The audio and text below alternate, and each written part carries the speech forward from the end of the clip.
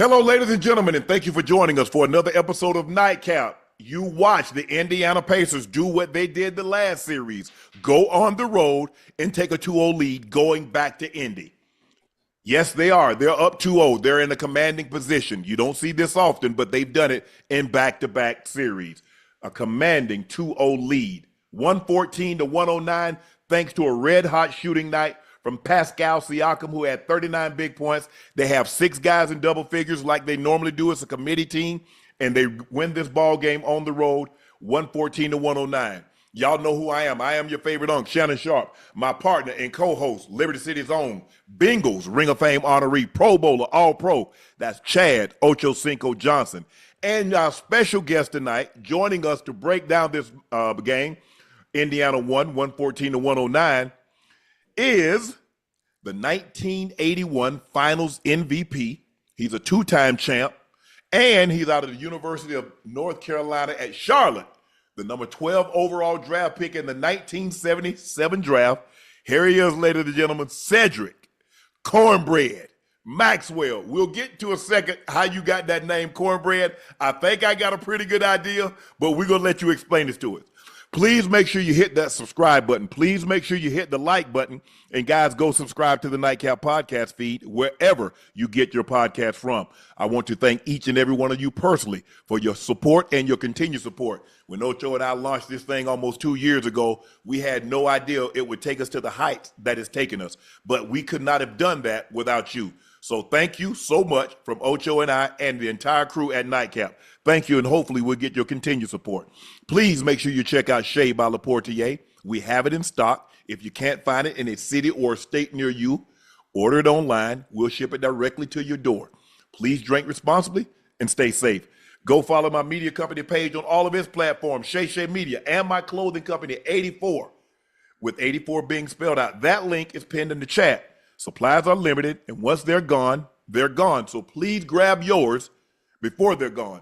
Before we get to the game, guys, I want to make an announcement.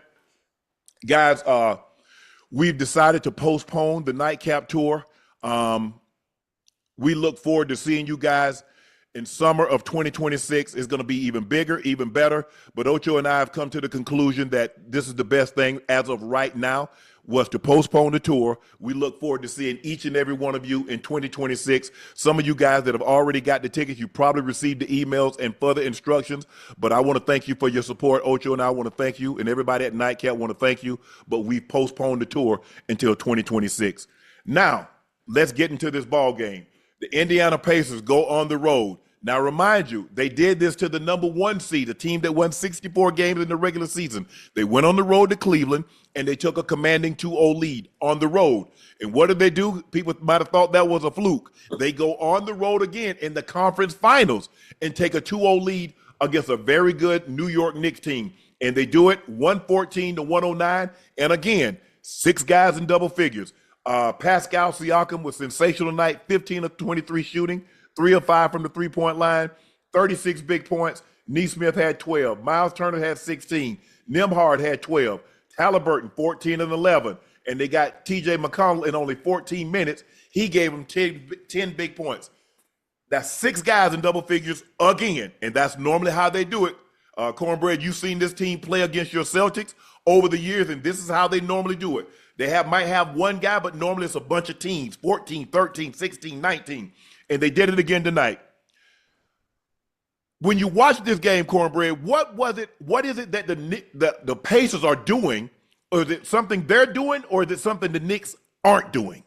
I think it's something that the Celtics are doing. I mean, the Celtics, that's what I want to talk about. Yeah, I know you do. Something I think that the Pacers are doing. I think what the Pacers are doing really well, they're moving the basketball and they move bodies. The ball does not stick as much. And because of that, defensively, you cannot rotate and trap as much.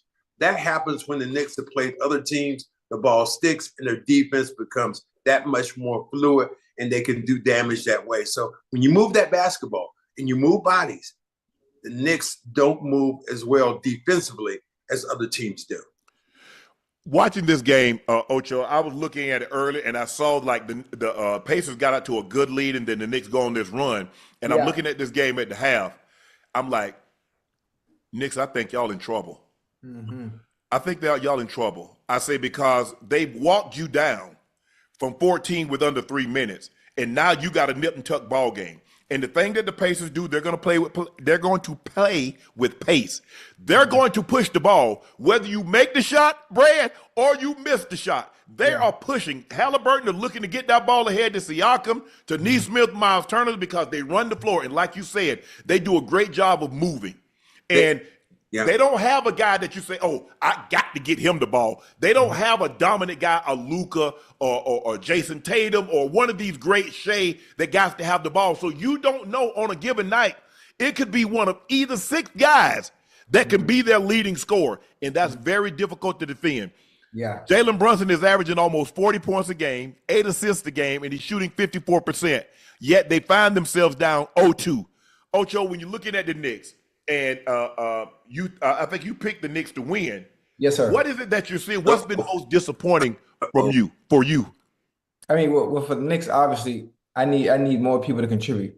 At the half, I mean, with Jalen Brunson doing what he needs to do, Mikal Bridges was okay. Anobi came along in the second half, but the Pacers are winning collectively as a group. Everybody's being able to contribute. I think it's too much pressure on Jalen Brunson to keep them in the game, regardless of whether the Pacers can pass the ball and always keep the ball moving offensively. The Pacers in transition, running up and down the floor. I think everyone else has to contribute as well. Cat, I mean, what did Cat have tonight, Cat had 20 points on 6 of 14 shooting. 14 shots isn't enough.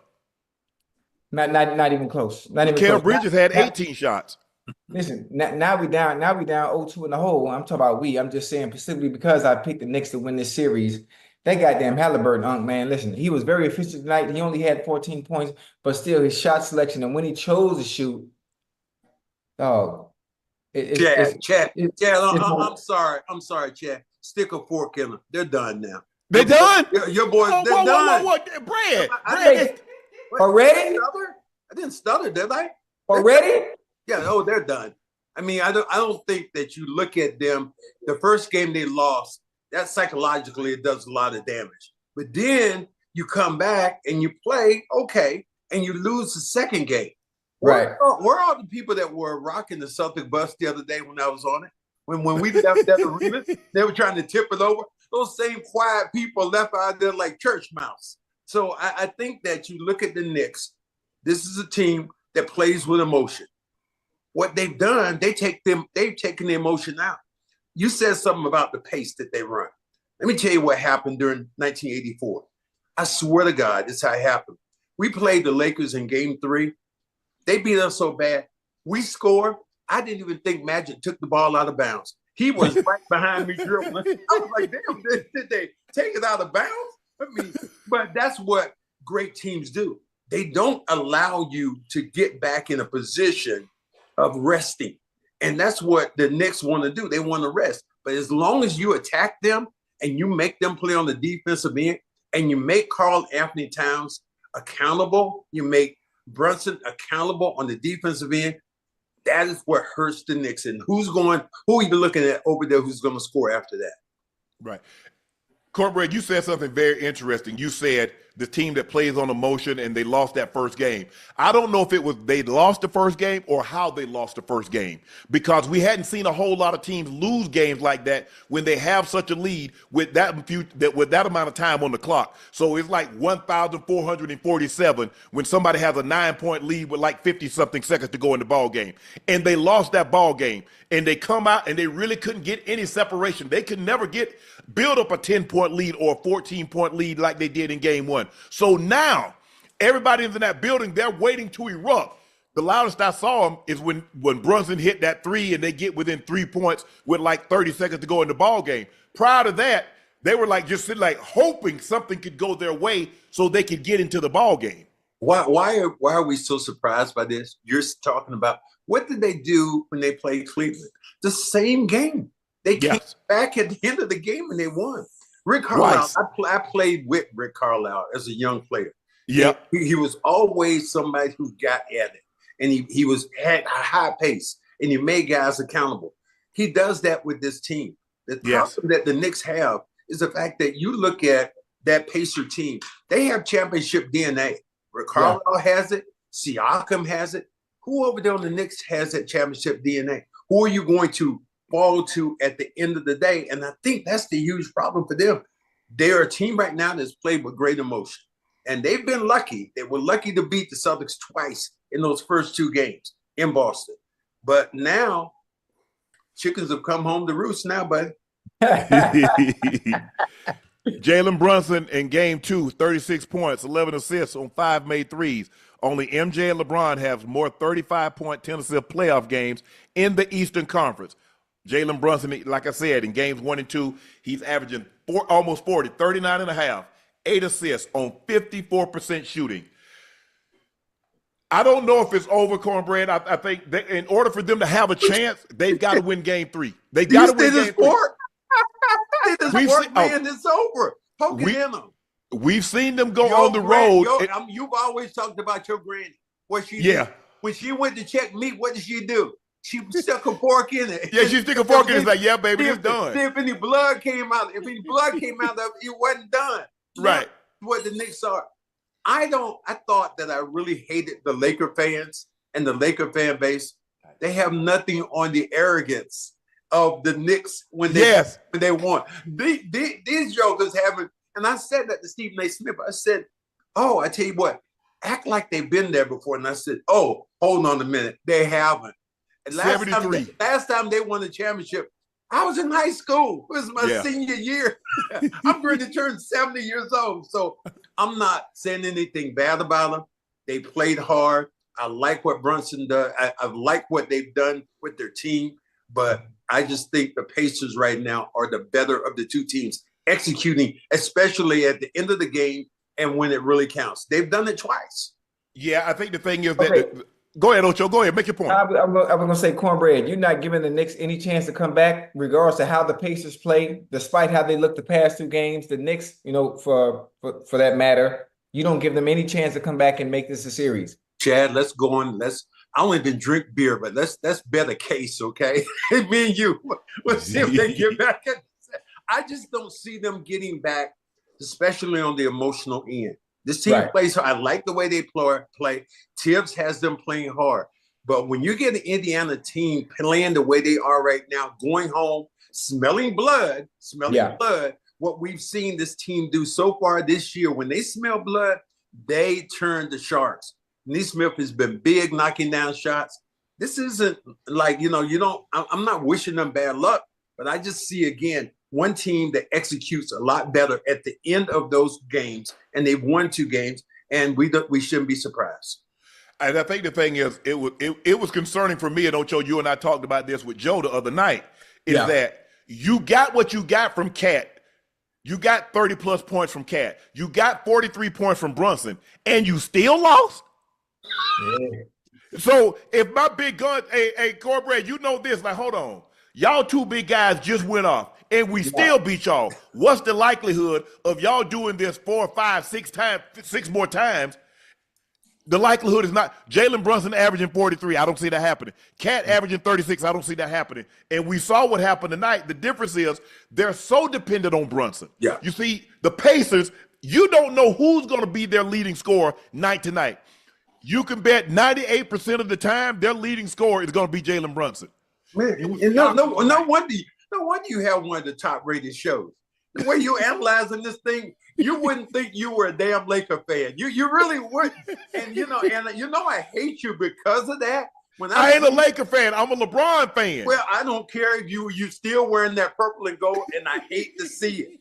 I mean, I used to be a Celtic fan. Growing up, Bird was my favorite player. Join the crowd there. Come on back. Let me say, come on back home. Come on back to Jamaica. Okay? Don't worry about that. And I love LeBron. I think he's done so much for this league. And I'm kind of like you. I kind of wonder why people hate on him so much for what he's done, especially when it's off the court. All the things he's done on the court. But off the court, he's been brilliant. He hasn't been in any trouble. He's gotten kids to go to school. He's a great role model. So, again, I don't understand the hatred for LeBron, although I did hate Magic like that, and I still do today. So that's a whole nother story. And you look at it, the Knicks, Miles Bridges played 45 minutes. Yeah. OG played 36. Jalen Brunson played 39. And that's a far cry from what they did the other night. Now, obviously, the game went into overtime, so you had an extra 5 minutes. So you got 48 minutes in regulation plus another 5. That's 53. But those guys played heavy minutes. I'm surprised that more guys didn't play heavy minutes. Like OG wasn't in the 40s. Cat wasn't in the 40s. Josh Hart only played 29 minutes. I thought Josh Hart does a little bit of everything. He rebounds, he plays defense, he scores, he assists the basketball. He had 1 assist, he had 1 steal, he had 1 block, and he had 6 rebounds and 6 points. If he does not put his fingerprint on this series in these next 2 games, hey, honey, give me a broom instead. I need to give me a broom. If they don't win, and I love Josh Hart. The thing I love about him, he could have played during the 80s because he's tough. He's tough-minded. He goes in, he's scrappy.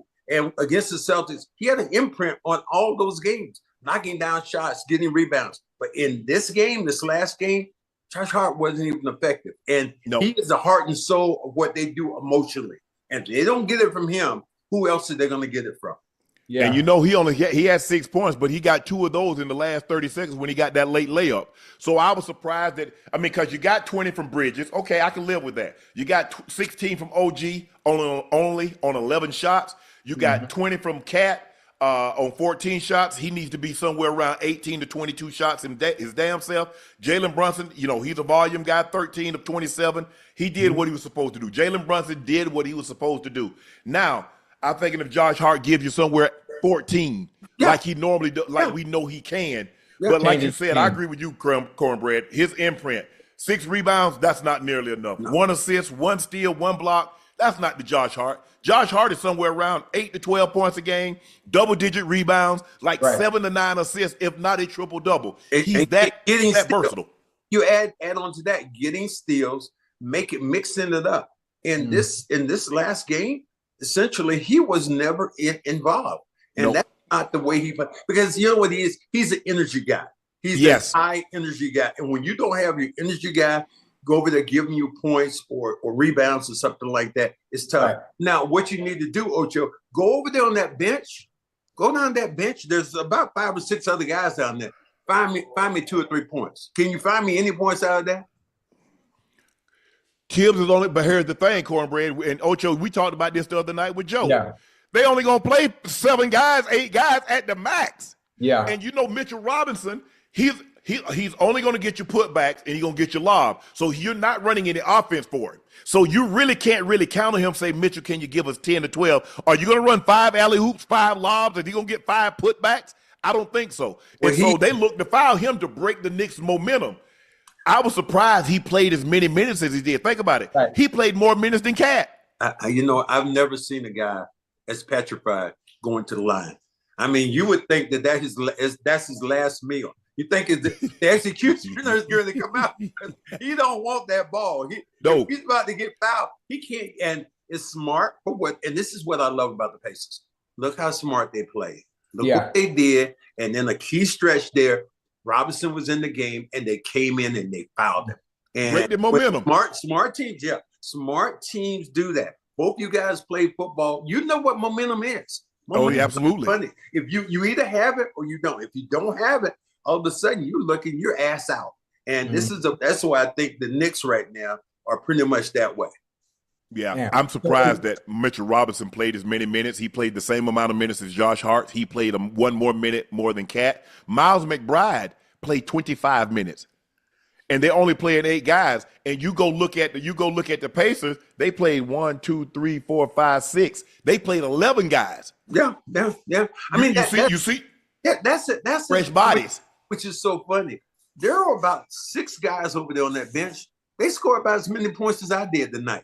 I mean, they might as well be here with me because those guys were never involved in the game. Ocho, you know how it is. Sometimes you have guys who are real players, and some guys you can have who are perpetrators. Some guys know when the big games happen. I've seen you. I've saw Shannon play before, and in the big games, hey, you stepping up.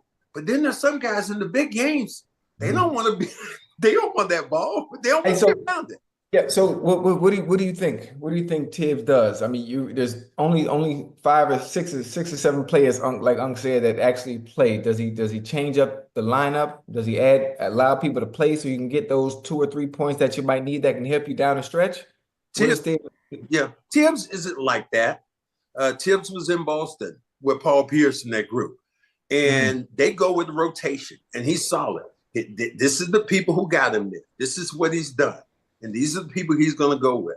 I'm looking over there at that Celtic at the roster, and I'm looking at the Knicks, and I'm trying to think right now. I think, why are some of those Knicks, old school players? Why are they on the floor? Right. I mean, I look at some of them guys. I was like, damn, why is that dude right there on the floor? Maybe he should grab one of those guys. My good buddy Bernard King's there. He can score some points. But this team right now, Bird Dog knees bad now. Nah. Hey, Cornbread, you know Bird Dog knees was bad when he was 29-30. You know they shot that at 65. I saw him walking out of the arena. I was like, damn, man, I felt bad. I was like, and I hated him as a player too, but I really felt bad when I saw seeing some of the things right now that are happening. But the Knicks, they're going to have to find a formula, or going to have to grab one of those guys at the end of the bench and try to get a spark. Tibbs is going to have to change what he does, because what he's doing right now with the 2 games, you're close. As you guys know, close comes in horseshoes and nuclear war. That's the only way close comes in. And I just don't think that this team right now has enough at the end of the day going in. It's like when I saw you look at your stat sheet before we came on, Shannon, you were looking down like somebody had just smeared poop on the stat sheet. I was like, damn. I said, dude, what's wrong? Yeah. But if you notice, look at the teams that have deep benches. Look at OKC. Look how many people Minnesota play. You see OKC playing 10, 11 people. Indiana playing 10, 11 people. You burn them out because Tibbs played those guys heavy minutes in the regular season. So you can imagine. Now they had a short series with Boston, but they had a very long series with Detroit, and they had to play heavy minutes. Even though it was a short series, they played heavy minutes. And so now you come in physical minutes. Yeah, that's the thing you talk about. You add physicality in with long minutes, man, that doubles the output of what you're talking about being physical. And there's something called expectations. So you see, the Knicks didn't have these expectations when they played Boston. Boston was the prohibitive favorite. Now, how does it feel? You're no longer the hunter, you're the hunted. Yeah. Oh, as they say when we playing, all fun and games until the damn rabbit gets the damn gun. That's how it goes out. So I look at this team, and the Knicks they played well. Detroit had a chance to beat them. Boston had a chance to beat them, but they played well enough that they won. Now, as you said, they are the darlings of the city right now. Yeah, the darlings of the city. So now the expectations you talk about is on some of these guys' shoulder, and it looks like it might just be a little heavy right now. First time going to the NBA Finals since 25 and a quarter century. Oh, everybody's talking about that. Oh man, this might be our chance to get our first championship in 50 plus years. Everybody's looking at that, and so you're looking past Indy. Oh, like Indy's looking at it like, hell, this is our first chance to go to the NBA Finals in 20 plus years too. Boy, we ain't never won one. You're right. I love the look on John Stark's face today. I was like,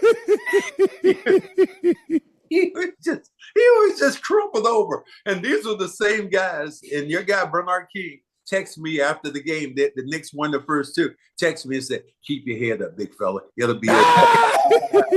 They rubbing it in. What makes you laugh makes you cry sometimes. It absolutely will. The All-NBA teams were just announced. On the first team, All-NBA, Giannis Antetokounmpo, Shai Gilgeous-Alexander, Nikola Jokic, Donovan Mitchell, Jason Tatum. Any surprises there?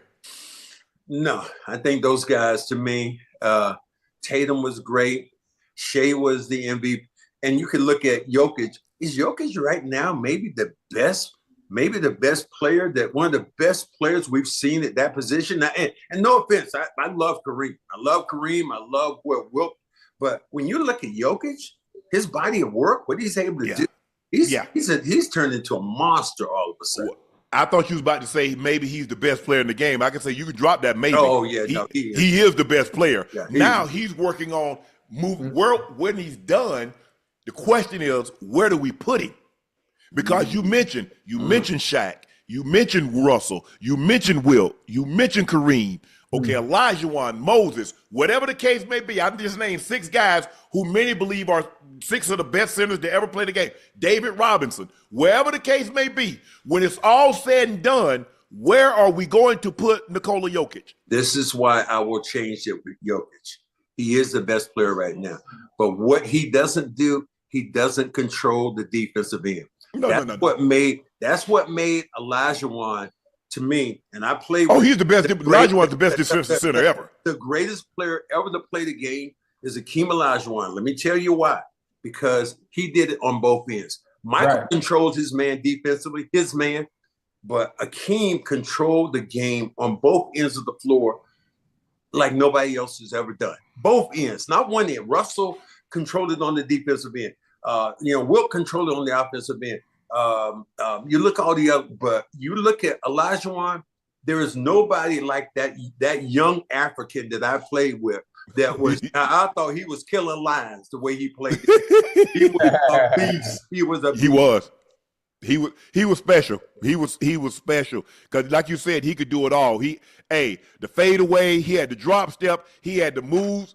Oh man, fake here, and next thing you know, he's dunking it over there. I mean, and the defensive end. But that's right, and then add defense in that.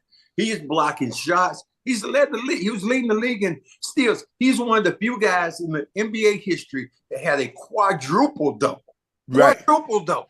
And you remember the first one they had, Cornbread? He had it, and they ended up taking a rebound away from him, so he didn't get it. He came back the next night, 2 nights later, and got another one. I'm gonna do it.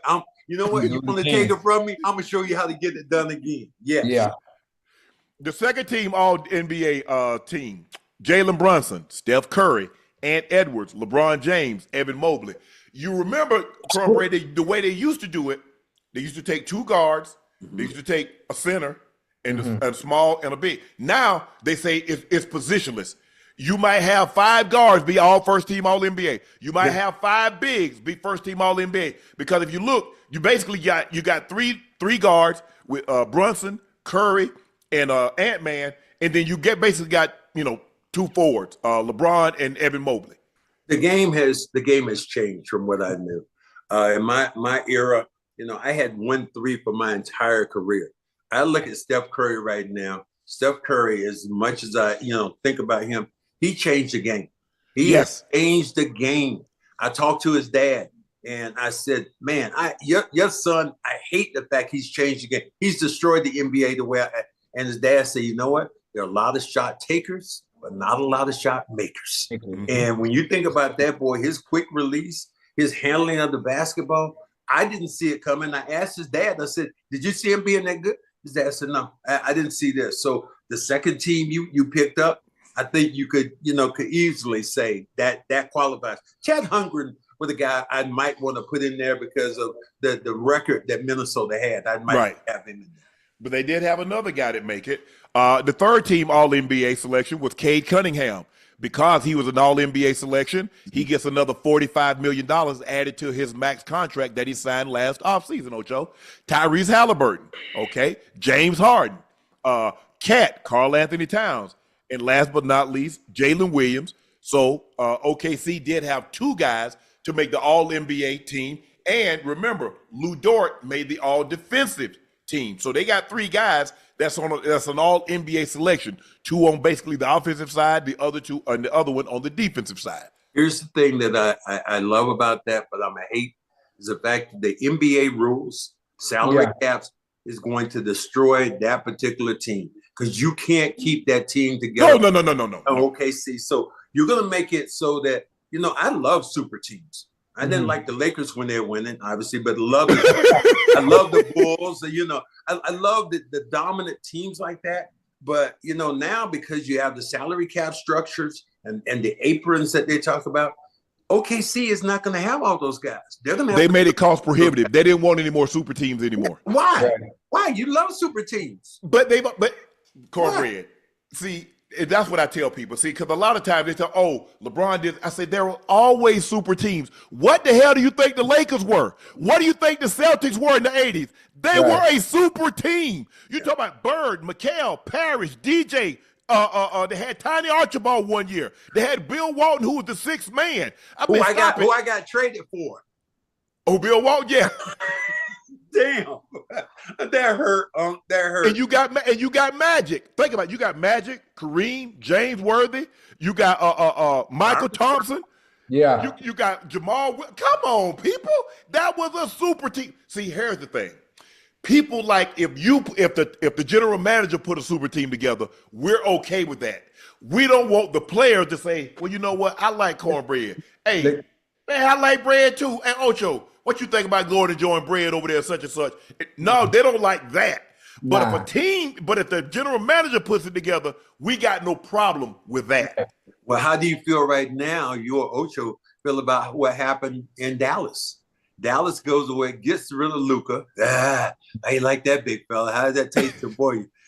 They get rid of Luka, and then they turn around and they get the kid from Duke. This team, they're going to be dangerous next year. They are. Yeah. If they can get healthy, and you got Kyrie Irving coming back, that team could be really dangerous. And to me, what it does is pushes the Lakers that much further down. I don't want to see it. Hey, but let me ask you this. The Mavericks do have that first pick. Now, there's going to be a conversation sometime in the coming days between Giannis and Milwaukee's front office. Would you be willing to part with that number one overall draft pick for an opportunity to bring Giannis and pair him with AD and Kyrie when he comes back? Bye-bye first round draft choice. I don't know what Cooper might do, but I know what Giannis is doing. So if I had a chance to do it and reset my program, and if you're Milwaukee, you know you're going to lose Giannis, yeah, I go out, I make that trade, I grab some pieces, and I get ready for the future.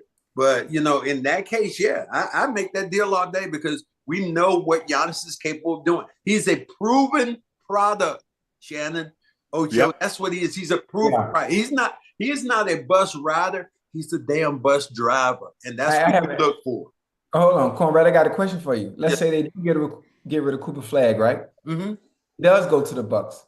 Does Giannis come in and automatically make the Mavs a championship contender? Absolutely. I think, yeah. Because one thing he's going to bring in that physicality. That's something that the Mavs have not had. So you say if you get him, you get Anthony Davis, and you get Kyrie, those guys healthy and put together, man, all day. I look at the Mavs right now, and I don't come hear anybody that knows him. I said, fire Nico, fire Nico. Good luck. Good job, Nico. Good job, Nico. Here's a question I have to ask you though. Since you're a pretty physical guy, what are you gonna go ahead and grab the guy who came to LA and take him out and run him up and down the beach? You gonna go out and grab him? You saw him. He been in the gym. He eating, his wife preparing good meals for him. You see that? Yeah, you see his body. He's starting to look good. You know what? You can prepare them meals. But Oliver Miller, when he played down in Phoenix, they had a bicycle, and then he was running the bike. He had a ball boy going getting them hamburgers while he was on the bike. So until I see him in that position, Luka, he has to be in shape. And he's around the place where you're gonna get in shape. In LA, the stars, the bodies, LeBron James, the best we've seen right now, staying in shape. You're there. I mean, I grab one of you guys right now and say, man, I give you $1 million. Just take me on a program and regimen to get my body in shape. I got you. Okay. But you know the thing, Cornbread, and I tell people this all the time, it's easy to get in shape in the off season. Yeah. It's like, it's in a basketball player, it's getting in late at night at 3 o'clock in the morning. in making the right decisions. I ain't gonna eat no pizza. I'm not gonna eat nothing fast food. I'm not gonna eat anything processed. So that's the problem that the guys have. They get out the game and they grab chicken, and it's not baked or it's not, it's not roasted. Shannon, that's not true. That's not true. I hate to bust your bubble, but now they have meals prepared for them after. They don't want that. No, a lot of them eat it. A lot of them come a lot of them come in on the bus and they have meals which are prepared for them. So the guys don't eat like we did during the 80s. 1984, getting ready to play the Lakers, I had a Big Mac, a supersized my fry, a large orange soda, and this is before the damn game. So that's how we ate during that time. Yeah. Now players have an opportunity. I look at these guys now, they have a chef in the morning, they have dinner, they have lunch cooked for them, they have dinner after the game. I mean, I don't even know why they get per diem. I mean, to me, it's amazing the way, and I love it. I'm not jealous at all. I love the way our players are being taken care of. Ocho, we had this conversation. Think about it. In NFL, they get breakfast prepared for them, they get lunch prepared for them, and they get dinner prepared after they meeting and to take home with them. Yeah. How can you be out of shape? And with all that state-of-the-art equipment they got physio, they got massage therapists, they got cryo, they got infrared, cornbread, they got I'm talking about when I say state-of-the-art, I'm talking about $50 and $75, $100 million facilities. Yeah. There is no reason. Hold on, but you know everything you just said, cornbread too. Everything just said, they have a state of art of everything. They have everything that they need at their beck and call. But for some reason, I don't know why, more injuries. Injuries are more prevalent today. Everyone seems to be getting hurt. Yeah. Cornbread. I remember back in the day, and matter of fact, I'm not too far from you. I remember back in the day, we used to play outside when you were young, and you would go in the house and get your glass of water during the summer. No, what your grandma, your mama told you? Go drink the water hose on the side of the house. Absolutely. I definitely remember that. We wasn't getting hurt back then. I don't understand what the problem is. Old school. And here's the thing I look at. The Boston Celtics have one of the best players around in Jason Tatum. Yeah. The thing I felt like Jason Tatum got hurt, it wasn't because he didn't train hard enough. I just think he played too much basketball. He played during the Olympics. He played during the championship. And here's my true belief. If you don't rest your body's gonna rest you. And and you have you've seen it before. When you and I played, I know when I played during the 80s, when we got through playing, the boys would tell us, man, take 3 months off. Don't do Now these guys go year round, and Unc and Ocho, I tell you, this is what I hate. I hate the fact that they damn changing jerseys and laughing at each other. You heard that jersey swap? But I hate that. Oh my God, I hate that. I hate that. There's nothing I hate more than that. 1983, we're playing the 76ers in an exhibition game in Knoxville, Tennessee. We went and we won the game. We went and got in the restaurant. We went there and ate. The 76ers got there after us. They saw that we were there. They hated us so bad. They left the damn restaurant, didn't even eat.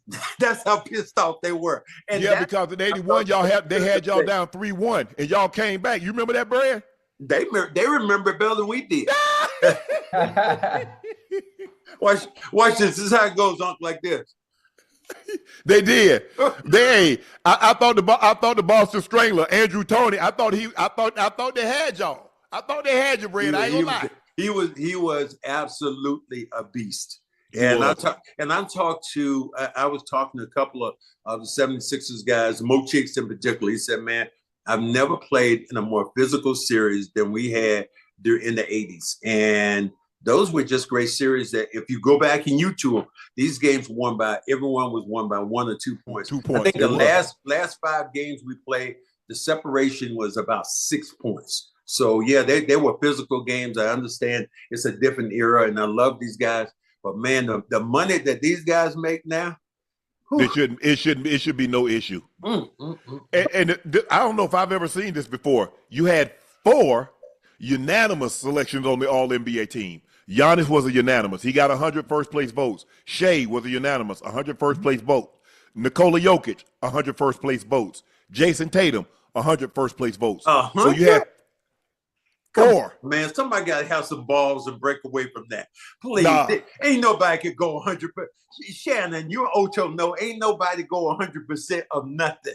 Come on. Let me ask you a question. Let me ask you a question. What power forward you giving a vote and taking it from Giannis?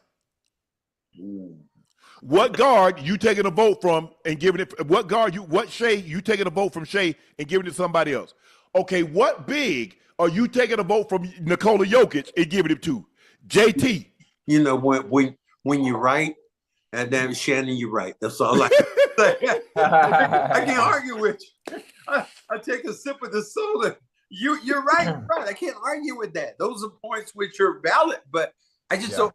It's just hard for me to see a guy get 100% of anything. You're not right. Heard people say this thing like, you know what? I work 110%. You can't work 110%. Can't do it. It's 100%. That's all you can get. Well, that's all you got. 100%. No, you worked 100%. That's it. Jason Tatum was named All-NBA first team for the 4th straight year. Cornbread. It doesn't look like it's going to be a 5th consecutive year because he's not going to, he went to the same surgeon that did Kevin Durant. Now, if you remember, Kevin Durant, it happened in June of 2019. Absolutely. Kevin Durant, 2019 rolls around, he doesn't play. 2020 rolls around, they go into the bubble. He doesn't play.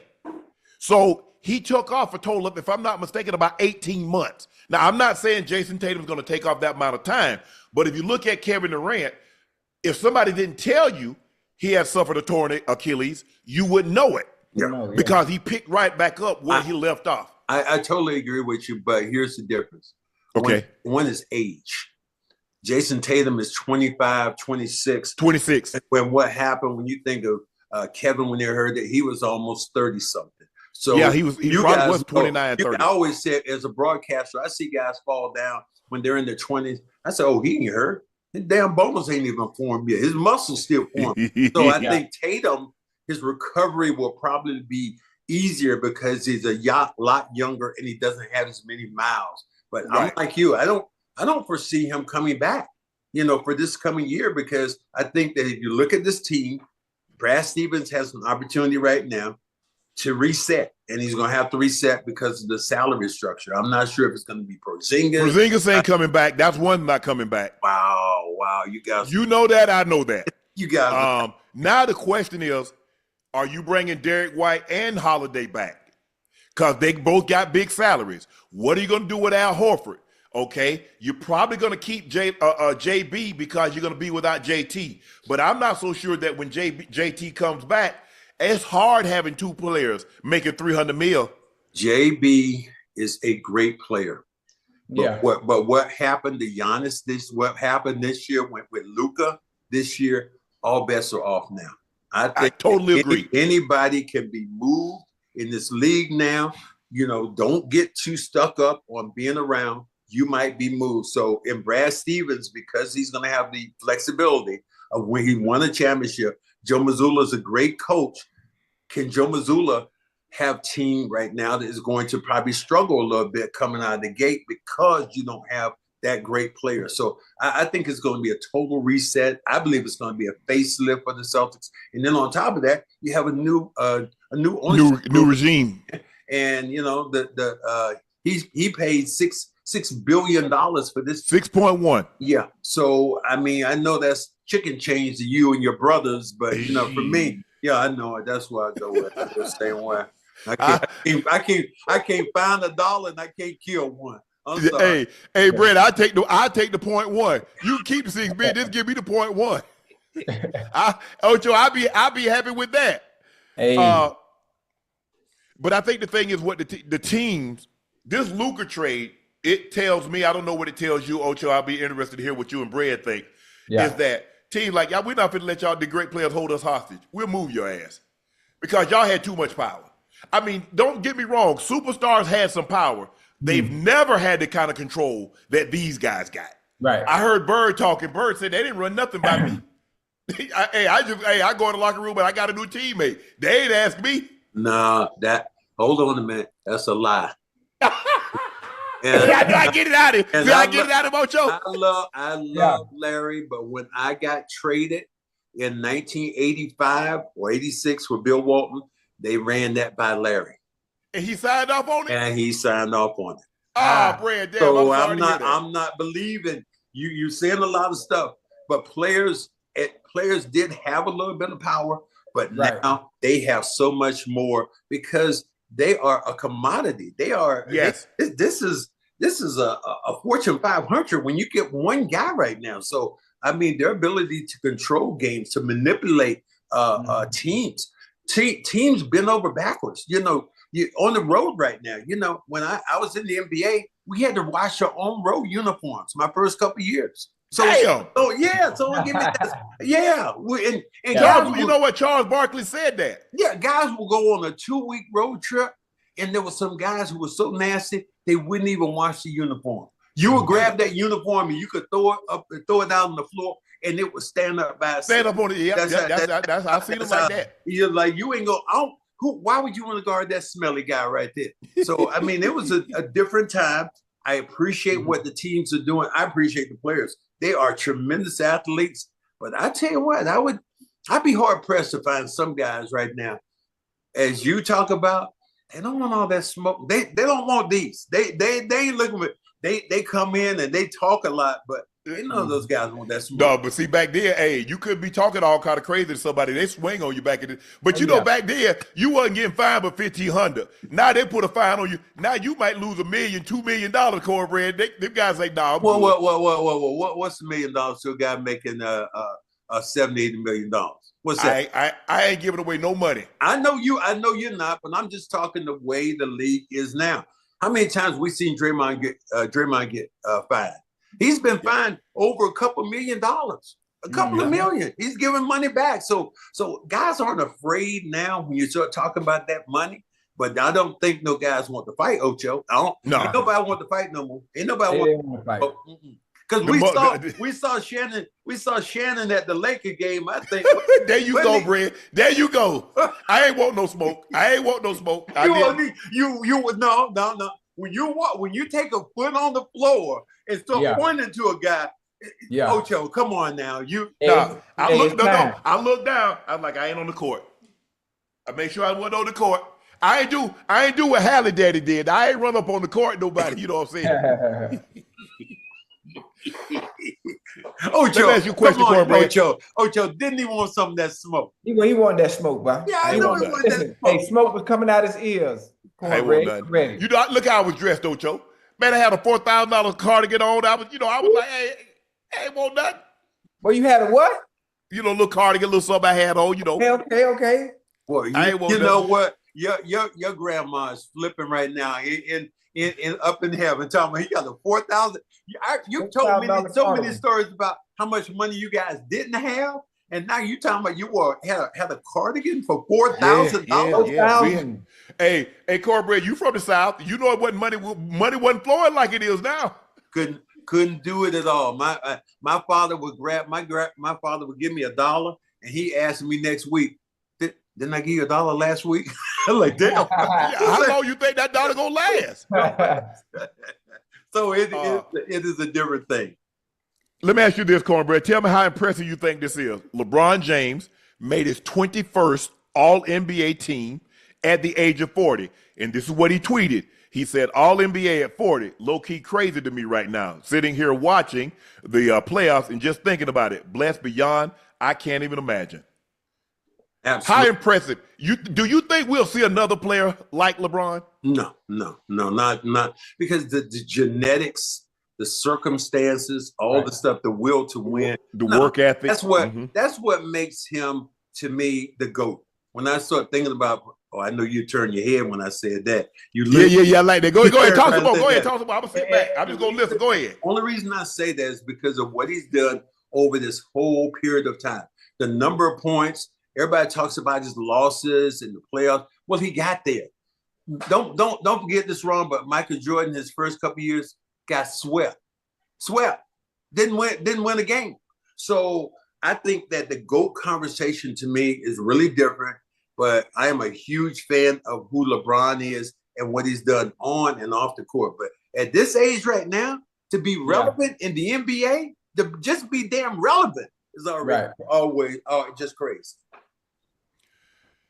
All right, this is what Mike Wilbon had to say earlier. We know who Mike Wilbon is. He says, I'm not going to sit here and say that LeBron James has to be considered better than Magic Johnson. That's garbage. I'm not going to say LeBron James has to be considered better than Bill Russell. That's garbage.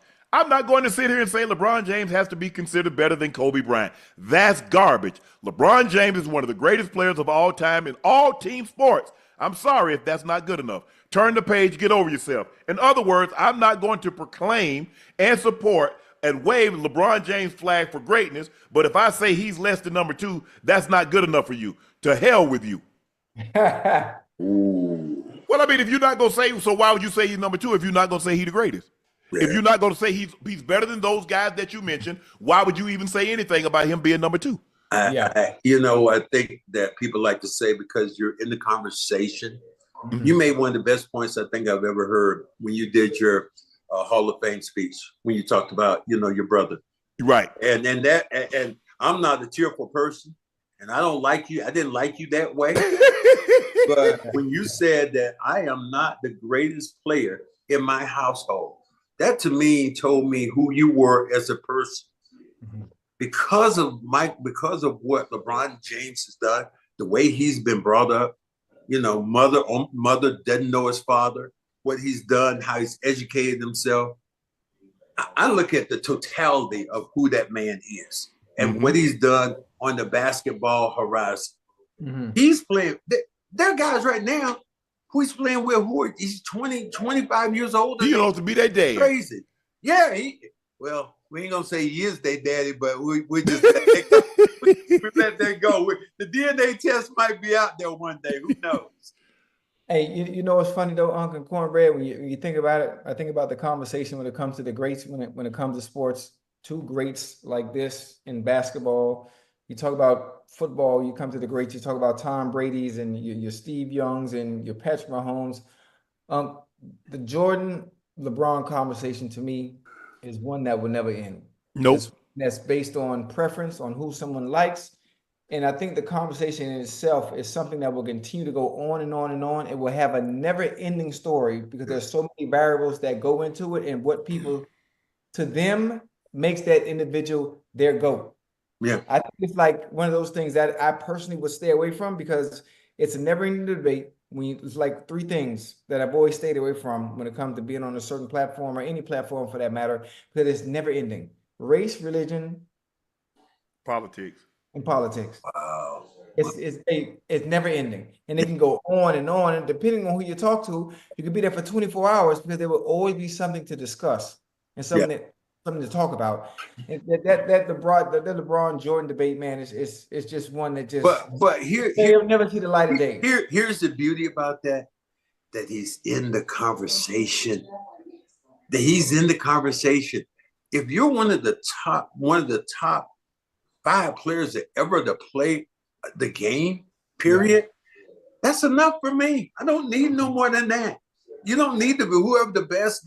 No, he's one of the top guys to ever lace his shoes up.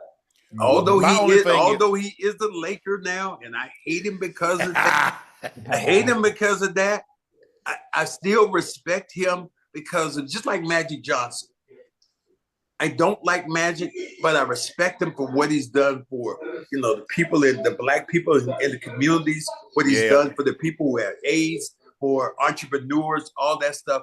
I respect him for that. Now, if I would do this, if I wouldn't give him a glass of, if he was on fire, I wouldn't pour the water on him. I drink it because that's how much I hate that dude.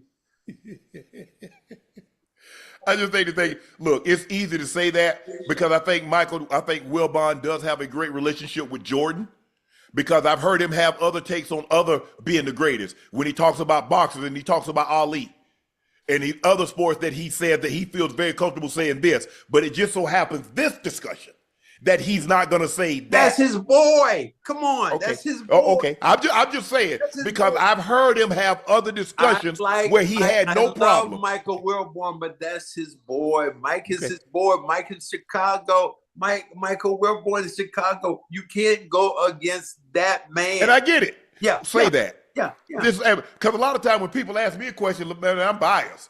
Yeah, I played with John Elway, so y'all want me to say, no, come on now. Yeah, my brother, in certain situations, I'm biased. I'm not going to be able to, I can't separate it. Most of the time, I can be objective. But in this situation where I'm talking about a family or something like that, I'm biased. No, I can't separate Well, the two. I walked in the room my first year, my second year in the league, I was averaging 18 and 10. There was a white guy that came on the court for our first practice, and I gave him a clap like this. Great White Hope. And it was Larry Joe Bird. Uh-huh. Let me tell you what, by the time that practice ended, I went to the first black person I could see. I said, you know what? That damn white guy can play down there. So I learned the thing. You don't judge a book by its cover. You really don't. And you know, God's a funny God. God doesn't give me one, but God gives me the two best white players ever to play together in Bird and McHale.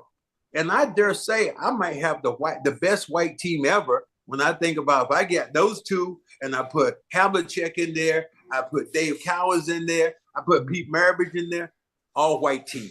I got it. I got it down hands pat in basketball. So I was prejudiced as a player, but my God, those guys can play the game at a high level.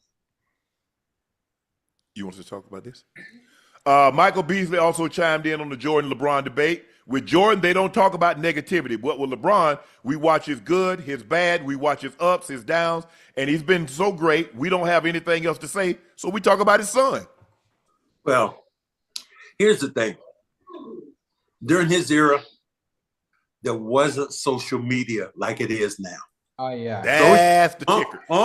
Unc, you know, you and Ocho, you know how social media is. Unc, absolutely. Came all over the paper. Social media, you'd have never read about some of the things that some of the people have done and said, but social media has changed the landscape for any athlete out there. And if you don't understand it, then you're a fool out there. I said that, Joe Mazzola said, I want to insulate Jason Tatum. I said, Joe, you can't. He said, what? I said, because of social media. That man got 5, 6, 7 million people following him every time. He's doing every commercial out there. God bless him. But you cannot have the good without the bad. And people report on it because social media is so big now. It absolutely is. And Jordan has said it, but say he don't know how he could have handled social media. Because think about how he's done, how he's been able to sculpt his life. Now, he's been on a bubble from 84. I mean, he doesn't know what it's like to have a normal life. Yeah. He can't go anywhere. He can't go to the movies. He got to rent the whole movie theater out. He can't go to couldn't take his kids to the skating rink. He had to rent the whole skating rink out. So LeBron is the same way. I mean, LeBron moves a little bit more freely than Jordan. I mean, because you really never saw Jordan at events like what you see LeBron going to a high school basketball game or pulling up at a college game. It's just so hard for him to be. I wouldn't want that life. LeBron loves the social media. He dictates and he acts in a way that he is able to orchestrate some of the things with the social media. That doesn't happen when you talk about LeBron, when you talk about what happened on with Jordan.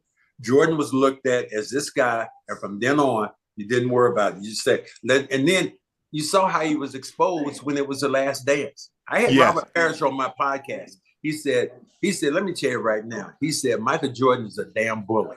He said, we played him, and I was on his team that time, and we beat him. And then after the game, he said, they were in the locker room. He said, Michael was standing there, and he said, Michael, how you like the ass kickings we gave today?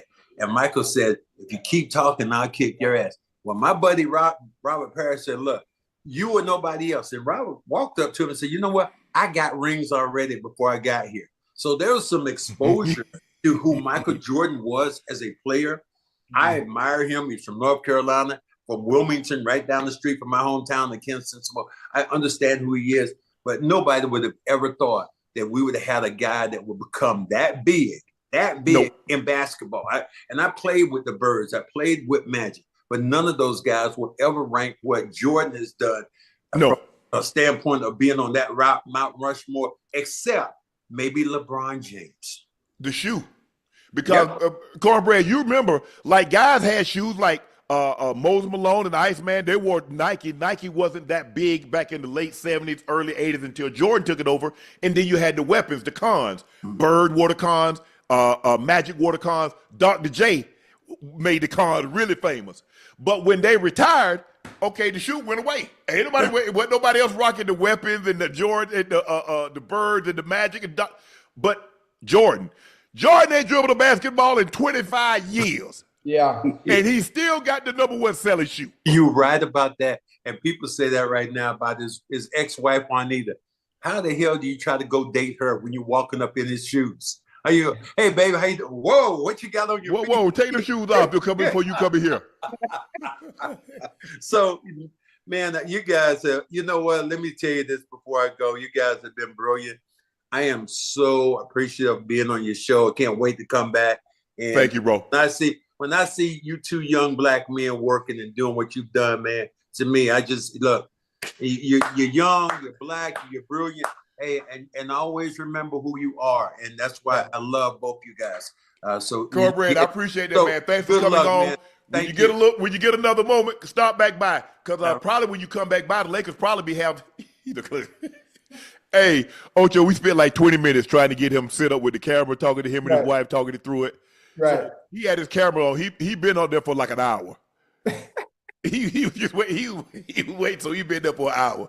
That was Cornbread Maxwell, the 1981 Finals MVP over the Houston Rockets when they had Moses Malone on that team. I'm trying to think of all the players that they had on that team. I think they had who else was on that team? Moses Malone. I'm trying to think. I don't think Rodney McCray was on that team yet. I think that he was on the 86 team. But the Celtics beat them in 6 games. But yeah, it was great to have Cornbread on, man. I know, I mean, like I said, I used to follow the Boston Celtics. That was my team. Larry Bird was my guy. And it was great to have Cornbread on. So Cornbread, when you get a chance, stop back by.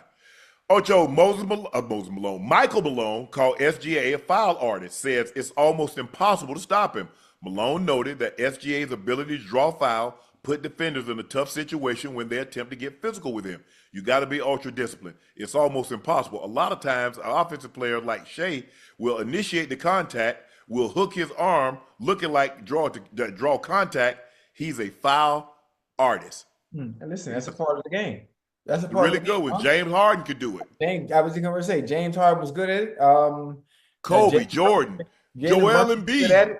Embiid, Dwayne Wade when he played. Remember, D Wade would he'll pump you and get you to jump in there and then jump into you. I mean, there are many players that are able to manipulate the game and use the rules to their advantage offensively. It's all about discipline, understanding who you're playing, and being sound and being technically sound on your end when you're playing defense on those said players. I mean, it's pretty easy. I'm not saying it's pretty easy. I'm just saying, based when you're playing those type of players like SGA, you already know what to do. Right. He's bigger than you think. He's more physical than you think. Yeah. He's got a midi. He's not really reliant on any particular shot. He has 3-point range, but he's not going to live and die by it. He can get to the mid-range. A lot of times he's not already trying to get to the basket. He's just trying to create separation. Now, when he tries to go to the basket, he's trying to initiate contact, either get a foul or get an and one. But hey, they're calling it. And plus he's small. Man, how many foul shots do you think a game Shaq should have shot? Whoa. 20? Easily. Easily. I mean, people having 2 and 3 centers, 3 and 4 centers on their team because he knows that he's going to foul 2 of them out.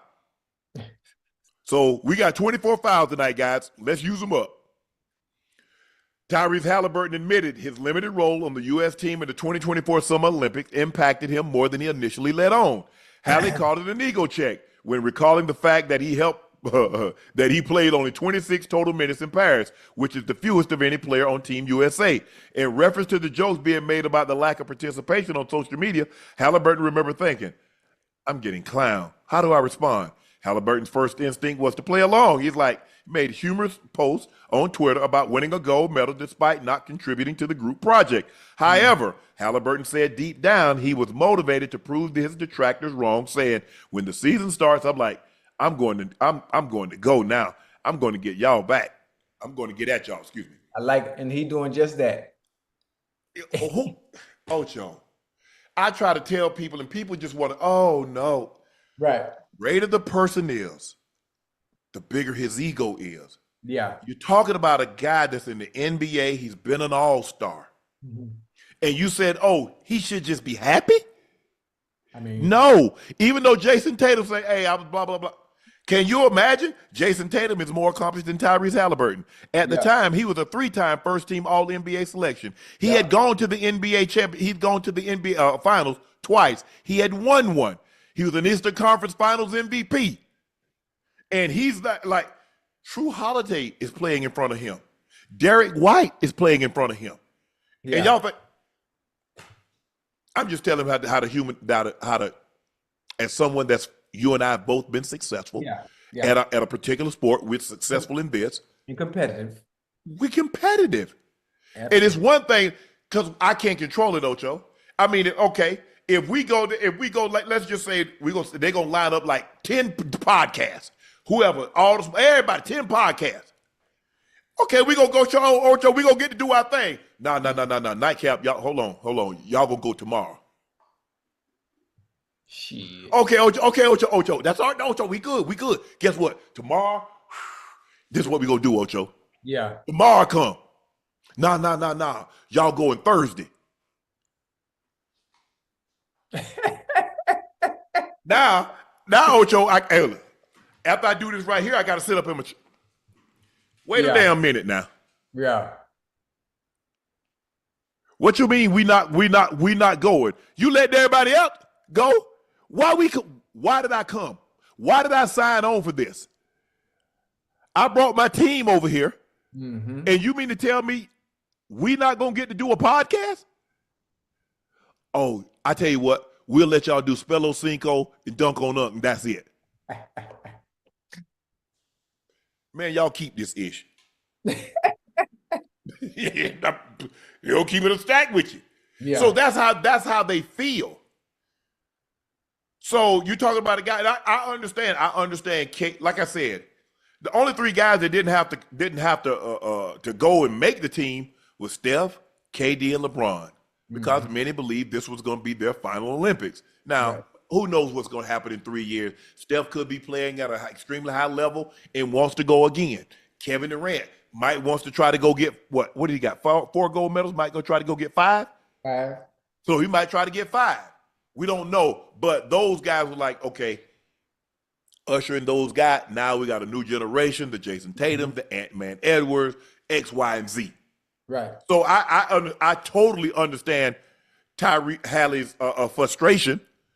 Yeah, I'm glad. Hey, I remember my first Pro Bowl, Ocho. I'm happy. I'm just happy to be there, Ocho.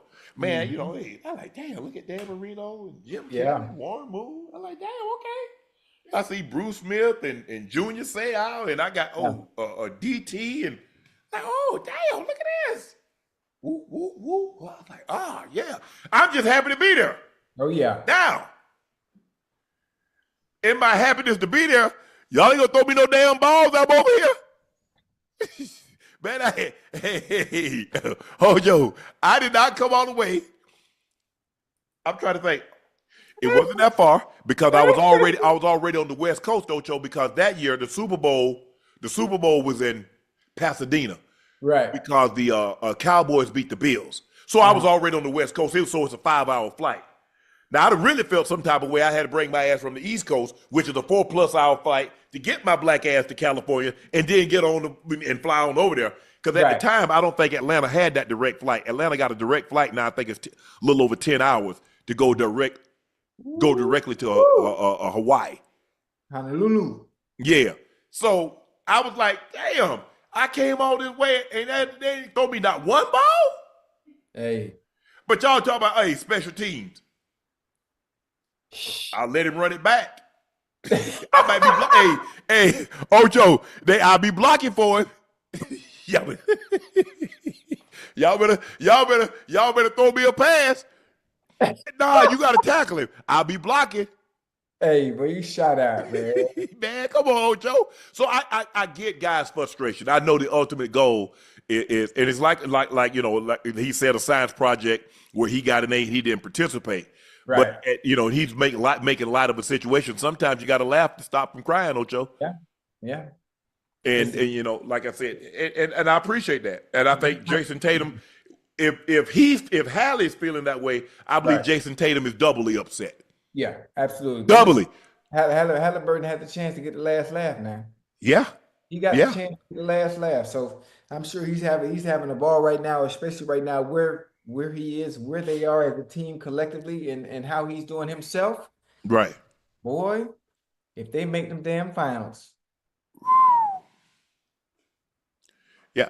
I think he's like, man, y'all can't find because how many games they play? 5 games? How many games they play in the Olympics? He said, man, I ain't got but 26 minutes. I'm playing less than 6 minutes a game. Mm-hmm. And it's not like they long minutes. There might be 2 minutes here. There might be 30 seconds there. They got me coming in. Hey, they got me coming in doing mop-up duty. In and out. Yeah. That's tough. Because you got to think about it. I mean, he's been a starter his whole year. So it's already different for him coming off the bench. Yeah.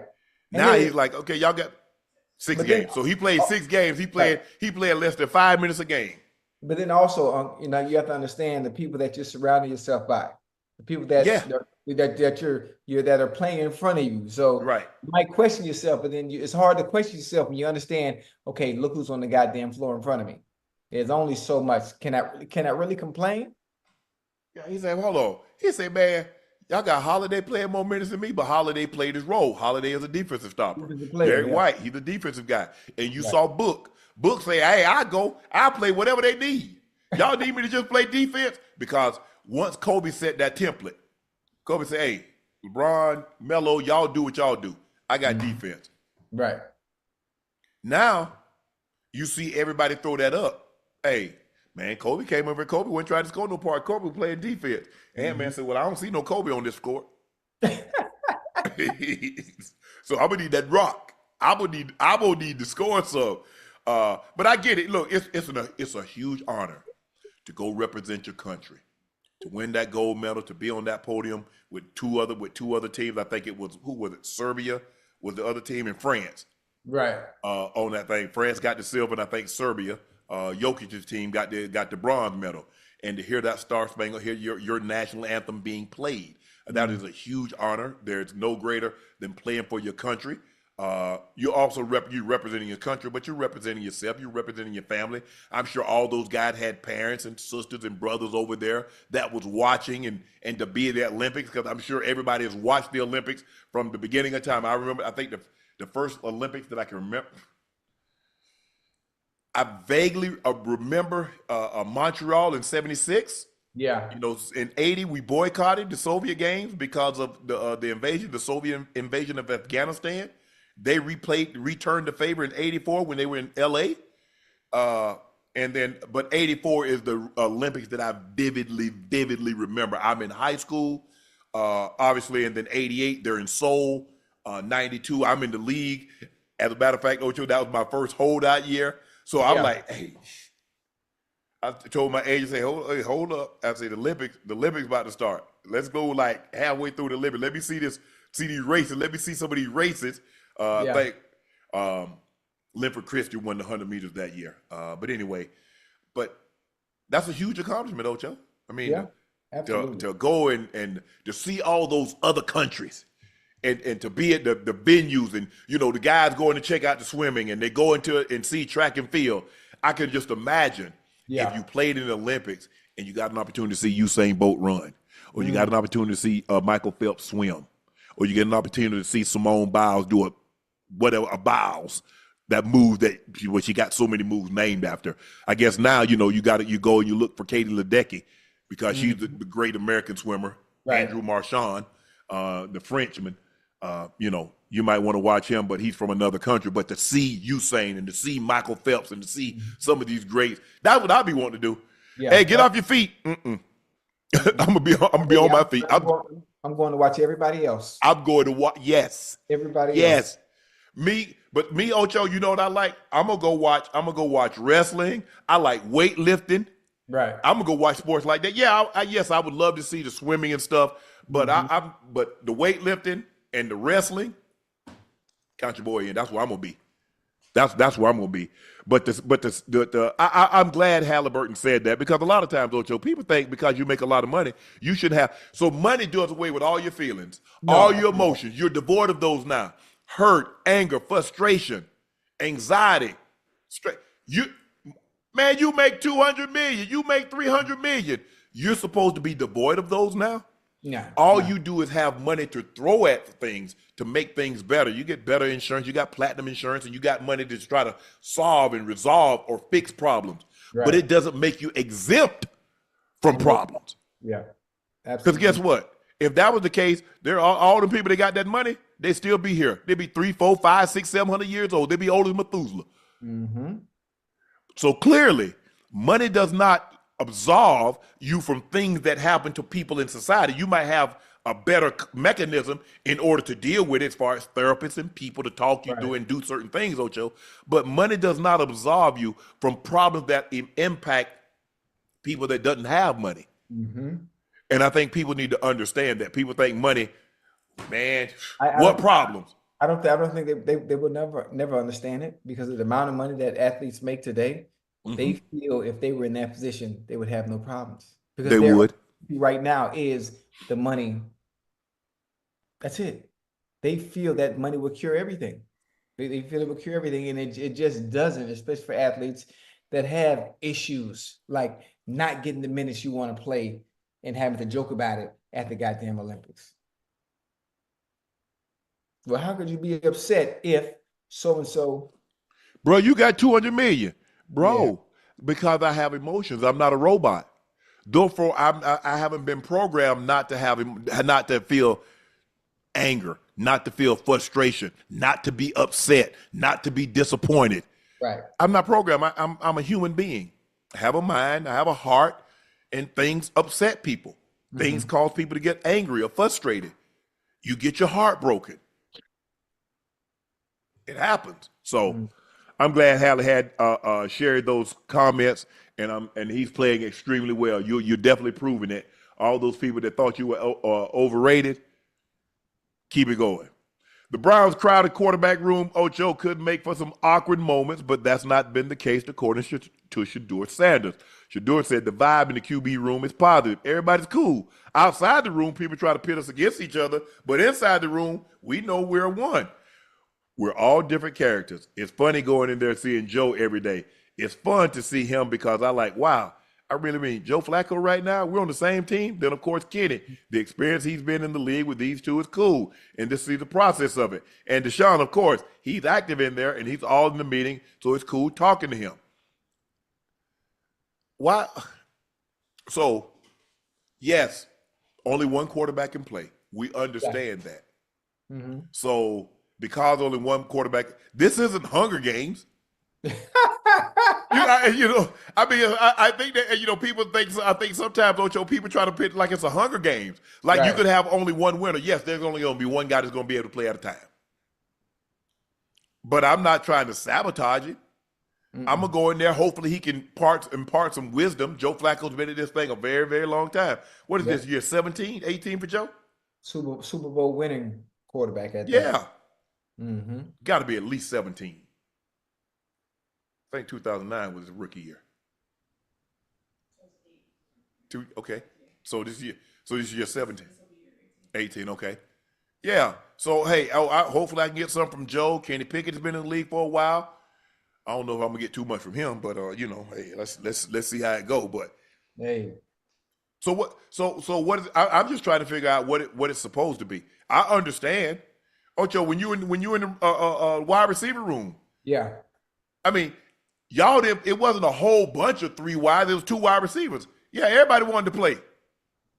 I'm not trying to sabotage anybody so I can play in front of them. If you beat me out for the job, ain't gonna happen. But wish you the best. Yeah, most definitely. And we know what the pecking order is gonna be. We know what the pecking order is gonna be based on what we saw from rookie camp after they got drafted. Listen, the eye test, it doesn't lie. Mm-hmm. And based on the eye test, when you've seen the quarterbacks that came in their rookie year, you already know who's the best. You already know who it is. So Flacco's going to be the starter. At some point, if Flacco's not playing well, Shador Sanders will step in and be the quarterback of the future. Yeah. That's just how it's going to go. It's how it always plays out. Every single time. Just not in this situation. In any situation. Maybe this one is a little different because it is Shador. He was a 5th round pick. He's very, very well known. And his last name is Sanders. But these things like this happen all the time. And it all plays out the same way. The cream always rises to the top. It never settles on the bottom. And if Shador is what he believes he is, and his supporters believe he is, when the opportunity presents himself, he'll get in there and he won't look back. Same thing would happen with Tom Brady. Tom Brady came in as a 6th round draft pick. He didn't play his rookie year. And he was sitting the bench start of his sophomore year. Guy gets hurt, he goes in and he doesn't look back. Lou Gehrig was not starting at first base. Wally Pipp was. And one day he had a headache. And guess what, Ocho? He never got back on first base again unless he was DHing. And I don't think they had the DH back then. So yeah, it happens. It's just when the opportunity presents itself. That's what luck is. You know what luck is? When preparation meets opportunity. The opportunity, yeah. Yeah. If you're prepared when the opportunity presents itself, doesn't matter whether it's in sports, whether it's in media. You know, people ask Undisputed, well, how were you? Bro, I was just waiting for that opportunity. I was prepared. I was prepared a lifetime.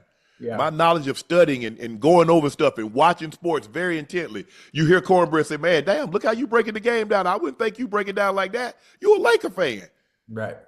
Yeah. But when you watch and you study, knowing that an opportunity is going to present itself. Because, you know, people don't plan to fail. They fail to plan. Right. So all I'm doing is hoarding information, studying. Opportunity, it's going to come. It's going to happen. And when it does, be ready. We put this together, man. I think I can do my own thing. I can do this. I just need somebody to bounce them. Hey, that's entertaining, can bounce stuff off of. Man, Ocho, what you think about this? Man, you going to do it. I want to do it too. Yeah. Shit. Let's do it. But the opportunity. A lot of times people get opportunity. Man, they messed over me. No, you weren't prepared. You weren't ready. You weren't ready. And so, hey, now you gotta when things don't happen, don't blame somebody else. Yeah, I hate that. What could you have done differently? Yeah. What could you have done better? And you know what I also hate is when people know a situation. People know a situation is bad and they always find an excuse instead of doing what they need to do. Instead of doing what's necessary to fix said situation, but blame everything else going on around them. That hurts me. That hurts. Because it's easier to blame someone else than to blame yourself. Because if I were to put that on me, Ocho, that means that something about me is wrong. Right, Who wants to admit that there's something wrong with them? Yeah. Accountability. Yeah. I'd be the first to raise my hand in situations. Hey, I put Shannon done this. Yeah. I'm big on accountability. Same. If I fuck up, you have to own up to it. You have to. That's the only way to and look, it happens. Don't beat yourself up about it too much. Hey, you're gonna go through those emotions like, damn. Really? But then hey, pick yourself up. God is good and in bad. He's still God. In good and in bad. So we'll see what you do. I just want him to get in there, and when he gets his opportunity, take the most of it. Ocho, a lot has been made about Sam Laporta's decreased production in his sophomore season with the Lambs. Laporta was targeted 120 times in 2023 and just 83 times in 2024. What they expect? That's 37 fewer targets. What they expect, Unc? You got Jameson Williams, you got Amon-Ra St. Brown, you got Jahmyr Gibbs, you got Dan Montgomery in the backfield. Well, obviously, I mean, and you got the guy. What was the guy that came from Denver? I forget his name. He played. Yeah. So we saw his receiving yards and touchdown totals saw a dip. Laporta defended himself against critics today using too many miles to feed in this argument. Oh, there we go. I feel like yes. He said it. I mean, you can see that from a mile away, but that's expected. So So I mean, you look when you got Amon-Ra St. Brown catching over. So how many people you think they can catch 100 balls? You put a lot of. I mean, yeah, Kelsey's numbers are down, but obviously you see other people's numbers tick up. That's just the way it works. Mm-hmm. Yeah. I mean, so you want Amon-Ra St. Brown? I mean, how many catches he have? Like 110, 115? Okay, he get 115. Now you want Laporta to have what? 110? Let's just say you want him to have 90. Okay, how many Jameson Williams get? How many you gonna throw to Gibbs out of the backfield? I felt like I was still very polished receiver in the past game, but I keep hearing comments maybe like this offseason, like, why do you get the ball as much? It's like, dude, we score the most points of any team in the NFL in the last 5 years. Like, everybody deserves the ball. And I agree. I think I deserve the ball still. But I'm very pleased with how I blocked last year in the run game. See how they try to pitch you against your teammates? Yeah. Why you ain't get the ball? So that means they should be throwing me the ball. Yeah, I understand he had this, but they need to give me the rock. You see how they try to do that, Ocho? Mm-hmm. Always. Winning ain't enough. I feel bad for you guys because it seems like some of y'all had him on y'all fantasy team. That's probably what it was, right there. That's what it seemed like to me. Not getting the ball, worried about their goddamn fantasy. You know what? Fantasy or their parlay. Mm-hmm. You know, the fantasy and parlays, Ocho. Everybody, man, you messed my parlay up. Yeah. Well, I don't know what to tell you. I ain't messed my game up. We won. That's all I really care about. All that other stuff ain't like y'all gonna break me off. So when y'all break me up, when I scored 3 touchdowns and have 100 yards, y'all don't say, "Hey man, you won my fantasy for me today. You won my parlay. Let me break you off something." Send me a little check. Yeah, all you do is say, "Hey man, I remember that time you won me my fantasy league. Okay, let me get something there." Oh man, you want? Yeah. You told me that's what I did. Yes. Right. Chicago Bears head coach Ben Johnson is already tweaking Caleb Williams' mechanic issue. The second-year quarterback has adjusted his stance and is keep his left foot forward before the snap. Ben Johnson said, "I've done it a number of ways in my time in the league and really over the last few years. I kind of gravitated towards that. It's something that I feel pretty strongly about. He and I talked about it, the reason why we want to do it. I think it helps out certainly with the quick game from the gun, and it helps us being a little bit better of throwing posture for like a lot of other things that we're asking him to do." Ocho, do you like this? And do you expect big things from Caleb Williams in 2025?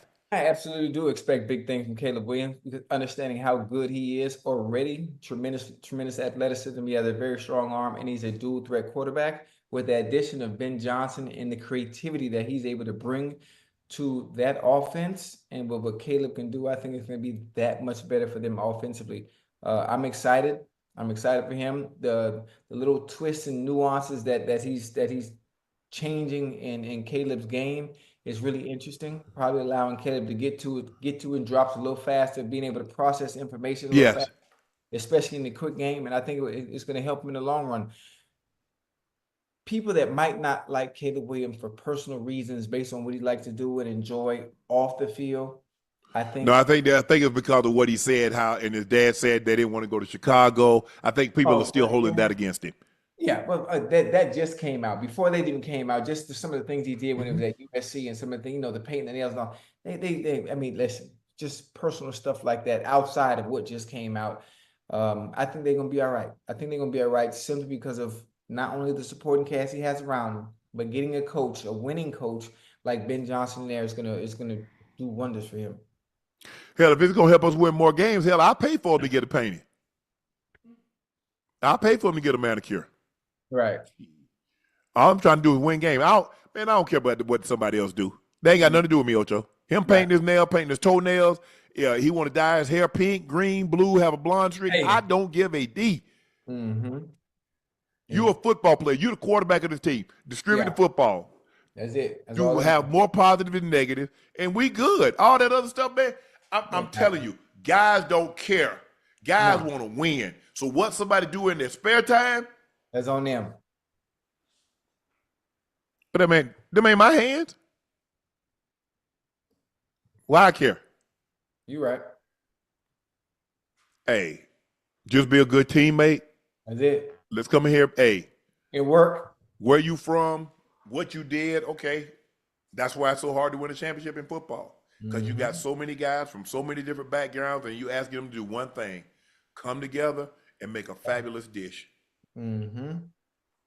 That's what you're asking. But I think Caleb is going to do really well. They revamped his offensive line. They signed Joe Thuney. They got the guy from the center from the Falcons. I think they got an offensive lineman from the Chargers. They've done a great job. You know, Roma Dunze, DJ Moore. They got the tight end, drafted him first in the first round from Michigan, pairing with Cole Kmet. They got a nice running game. I think defensively they're going to be good. Offensively they're going to be much better. So with the offense being much better, I think you take some of the pressure off the defense.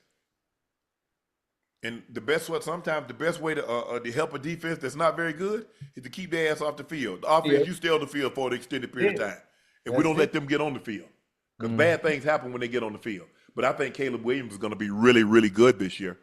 I think Ben Johnson. Go ahead, Ocho. I know I'm getting ready to say he's going to take a huge leap. I think so too. Huge leap and going to surprise a lot of people. Every year there's always a team. And to me, I think the Bears might be that team. Every year the same teams are always in contention. Always in contention. Now I understand the division they play in, Packers, I understand Packers, that. Lions, and the Vikes. I understand that, but I think they're going to be that team that takes that leap this year that surprises everybody. I think the thing is, Ocho, they're going to have to. In order for them to make the playoffs, you got the Lions, you got the Packers, you got the Vikes. The Lions lost 1 game, maybe 2 games. The Vikings lost 2 games, maybe 3 games. The Packers were 10-7. So you're looking to probably have to go 10-7, 11-6 just to make the playoffs. The Lions might take a step back, but from the offensive play calling situation, but I think they're going to be just as good. Are they 15? Are they going to be 15-2? Maybe not. Maybe not. But it's hard to see them stepping off a cliff and all of a sudden they win 15 games and drop down to 10.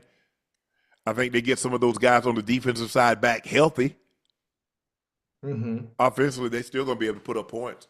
Jameer Gibbs is special. Amon-Ra St. Brown, Jameson Williams. That goddamn Brian Branch, boy. Hey, he is the real deal. They got Joseph. Like I said, they just need to get some of those guys that was injured last year, get those guys back. Back healthy, get those guys back healthy. Aiden Hutchinson is coming back. Hutchinson, I just read, I think he's been cleared. He's a full go now. I think the big D tackler, McNeil, I think he got injured. He should be able to go. One of the linebackers got injured. He should be able to go. They had a lot of guys on the injured reserve last year. We're not going to make any excuses. Give Washington credit. Washington went in there, took it to them. They scored. They did a great job of taking the ball away from Jared Goff. The one thing that, we know about Goff, he has the ability to throw you 5 touchdowns, but he can throw 5 interceptions too. And, he picked the worst time to have probably his second worst game of the season. Yeah. The worst game was one he had in Houston. He threw 5 picks, and they still won the game. Yeah. But this one, those turnovers, they didn't win the game. But I definitely think Caleb Williams is going to have to take a huge step forward. I think he's going to take a huge step forward. You talk about a guy that have great improvisational skill, arm slots in which he can throw the ball from the 3/4, the side, to over the top. He can get the ball out quick, and he's changing his motion because sometimes we just want to, just up and throw the football. Yeah, basically get a grip and let it grip. Yeah, so nice. I'm anxious to see. I want him to do extremely well. I don't have a problem with what his dad did. His dad tried to put him in the best situation possible. He didn't think Chicago was the best situation possible, but I think Caleb realized they're in a great situation. He had a great offensive mind coming in, a great head coach that's going to be working lockstep with him. He can't ask for anything more than that, Ocho. Just an opportunity to get coached really, really well. Really good players around him. Now you just go do your job. I believe that's what he's going to do. I absolutely believe that's what he's going to do. You don't have the kind of production that he had at USC, and you saw the flashes. You saw the flashes last year of what he can be. Mm-hmm. As a matter of fact, on Thanksgiving, they was down real bad. Now, situation, there was some miscommunication about do we spike the ball or they let a lot of time run off it and stuff like that, and he ended up getting sacked. But a lot of stuff that you chalk up as a rookie, but I don't think we see those same mistakes this year. I'm excited to see what the future holds for this young man, because I think he can be special. He's going to have to be, because look at the quarterbacks in that division. Look at the teams in that division. Yeah. And I'm sure Bear fans like, man, I want to make the playoff. I want a chance to compete for a Super Bowl. And I believe he gives them the opportunity. We'll see what they're going to be overall as a team, especially when it comes to the defensive side, because we see the improvement from a head coach standpoint, from the offensive line, what they've redone that. Now it's going to come down to defensively. Are they going to be able to stop people? They got some good players back there. So I'm anxious to see what the Bears can do on this one. It's going to be the Bears going, hey, I think they're going to surprise some people, Ocho. I think they're going to put some points on the board. Yeah. I think they're going to really surprise some people. Which of these teams will break their long-awaited first Super Bowl win?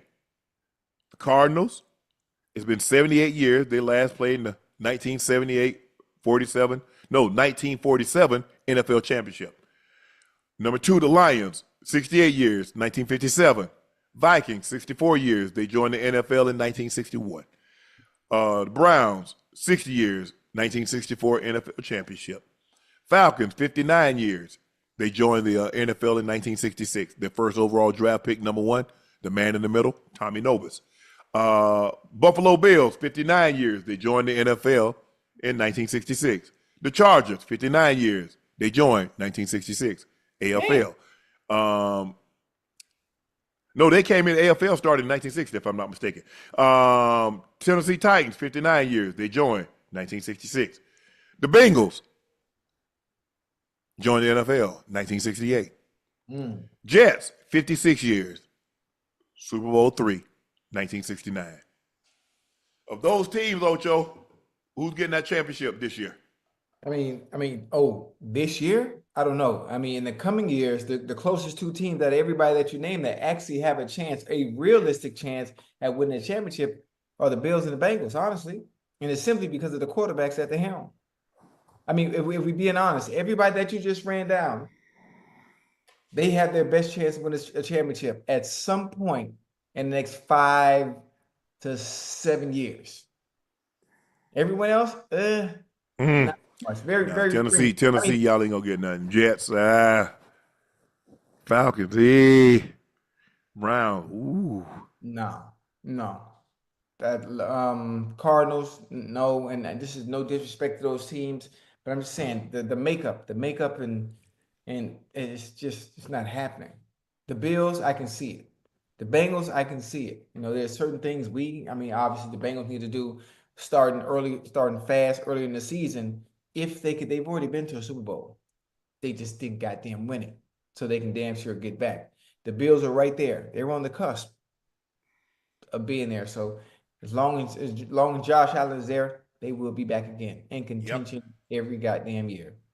A bunch of reports surfaced today of Joe Milton dazzling in Cowboys practice. Joe Milton, freak his talents, reportedly left his new teammates and coaches stunned despite no pads at recent Cowboys practices. One NFL scout reportedly believes Milton has the most live arm of any quarterback in the NFL and has a chance to flourish in the Cowboys QB room. Brian Schottenheimer is reportedly all in on Milton and believes the sky's the limit for Milton in the league. Since joining the Cowboys, Milton has reportedly been the hardest worker, being the first one in the building and one of the last ones out on multiple occasions. Milton has reportedly already made some eye-opening plays, including an incredible throws and a 20-yard scramble. Ocho, is Jerry putting these reports out? Is he the one that just got this back tattoo, just went under anesthesia and got this tattoo? I think he just got a tattoo. It's a few players that did it too this offseason. It's a few of them. I think he just got a back tattoo of size. He got some kind of torso. Yeah. Ooh, I'm hurt. Ooh, I'm hurt thinking about that, Ocho. Damn. Yeah. Hey, Hey, and listen, even if Jerry is putting these reports out, these reports mean nothing. Going to get yourself in helmets and shorts. It means nothing. Having a live arm is a good attribute to have, but it's so much more to playing the quarterback position. I like him in general, but there's so much more to the game itself outside of what they're seeing in shorts and helmets. To be a quarterback, especially playing in a pressure situation, if you're the starter for that goddamn team that wears a star on its helmet. So, I mean, they need to slow down a little bit with the reports and the excitement and the flashes of what you're seeing against yourselves, because it means nothing when those bullets are firing for real on a Sunday at 1:00. I mean, where was he at last year? Wasn't he in where was he? New England. And he showed some flashes, Ocho, running around, throwing the ball on the move. And I think he is going to have some better offensive talent. Now, I'm not saying he's going to beat Dak out. He ain't beating Dak out. You got $60 million. You're not finna put a $60 million. I don't care if Joe Milton can look like Patrick Mahomes in his second year. His second year in the NFL where he threw it 5,000 yards and 50 touchdowns. You ain't putting no $60 million quarterback on the bench. So maybe that gives Jerry cause to pause or maybe extending. But I don't see a scenario where Milton beat Dak out. What? Yeah. All right, Ocho, we're going to get you here on this one. Now it's time for our final segment of the evening. It's time for Q&A.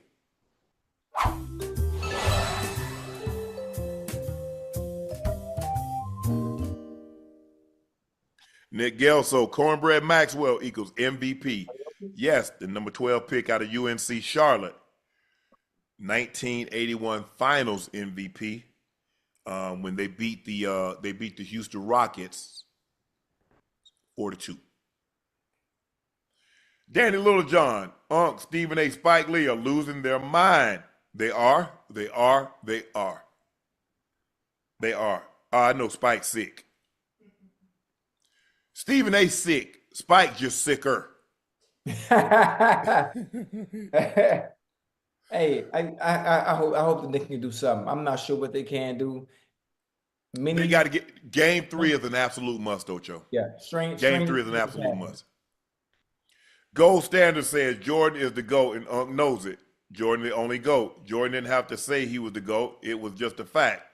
But non-GOAT LeBron and his simps say LeBron is the GOAT. I mean, first of all, people declared Jordan the GOAT when he had no rings. Go back and look at when they look at Sports Illustrated when they said this is the greatest basketball player ever. He had no rings. He had never even been to an NBA Finals. So what made him the GOAT? Style of play, aura, mannerisms, the way he carried himself. He had no championships. I thought you said you can be great without winning championships. But in order to be the greatest, EST on the end of great, you needed to have championships. He had none. So tell me, when they put that on Sports Illustrated, what made him the GOAT over Kareem? Right. What made him the GOAT over Magic, who at the time had 5 championships, and had 3 Finals MVPs, along with 3 regular season MVPs, along with Larry Bird, who had 84, 85, 86. He's the last guy to win 3 consecutive MVPs, who had 2 Finals MVPs. What made Michael Jordan, at the time when they said he was the GOAT over a guy that had 6 rings, 6 MVPs, 2 Finals MVPs. He was a 4-time scoring champ, a 6-time rebound champ, block shot champ. And then guess what, Ocho? He had been to 19 All-Star games. Right. He was 11-time All-Defensive Player, a 15-time All-NBA selection. So I'm just trying to figure out, how did we come to that conclusion? Right. You can say, if you want to say Jordan now, but they declared him the GOAT when he didn't have any championships. So once you declare somebody something, how do you take it away from them? Even if I'm a doctor, you take my medical license, I might not be able to practice, but I'm still a doctor. You take my law license, I might not be able to practice, but I'm still a lawyer. You bestowed the title upon him and he didn't have anything to back it up. Mm-hmm. So how do you take that away from him now that he has what he has, Ocho? You can't. So it's a never-ending discussion. It's not. One that will never end. Appreciate that gold standard. Ron the GOAT. JJ said, why don't the star players guard each other? They used to, but now, not always. Jordan sometimes took it upon himself, but if you go back and look, a lot of times Scotty guarded the opposing team's best player, especially if it was a wing, point guard, shooting guard, small forward. Kobe would like that challenge sometimes, but you wanted to save that guy for the offensive end. You didn't want him spending all his energy trying to defend. Right. You go back, Magic Johnson wasn't guarding Michael Jordan. He wasn't guarding Clyde Drexler. You try to give him somebody that's not going to cause him to exert a lot. Just the way it is. DeShante Carlock, so it's okay for Caleb, but not Purdy to have a cast. Bro, did you listen to what we said last night? Did you listen? Have a what? I said, let's not do that because everybody have star players. All I said is that I don't see a situation where he elevates. I'm not taking anything away from Purdy. Purdy just earned everything that he's getting. But see, you don't listen, and I appreciate the question, DeShante, but listen. Listen. Yeah, it's okay for him to have, but did anybody say Caleb was a top 10 quarterback?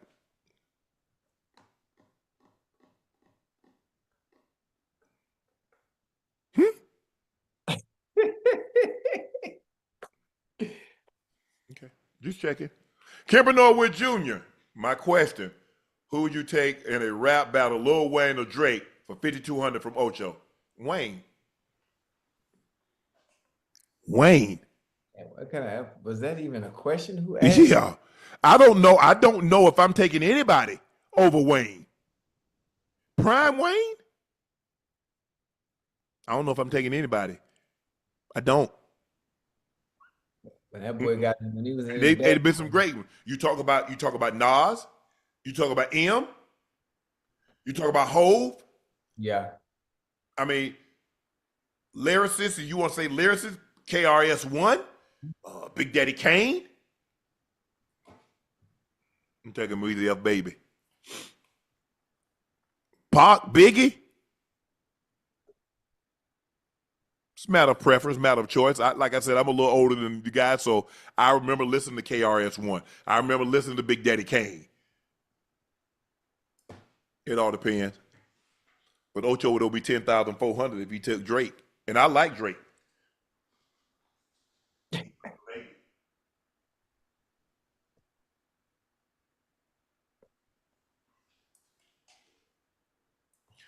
Nick Morris, this money thing has got to be out by now. Even if Ocho had Bezos' money, he wouldn't pay.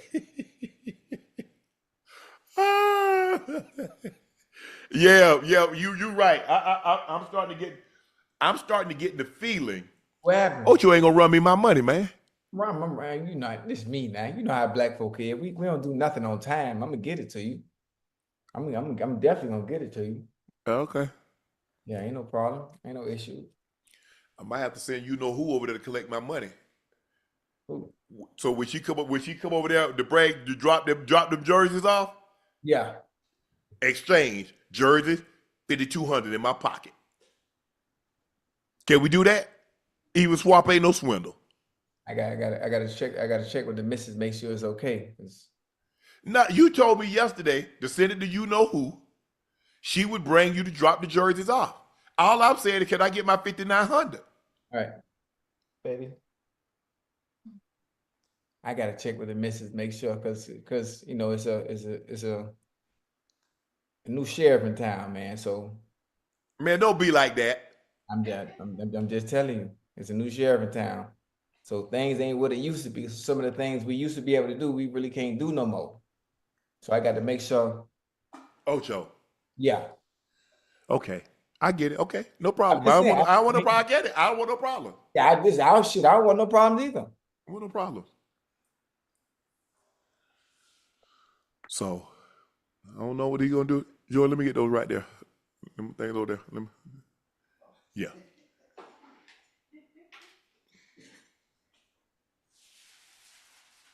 Yeah. Oh man.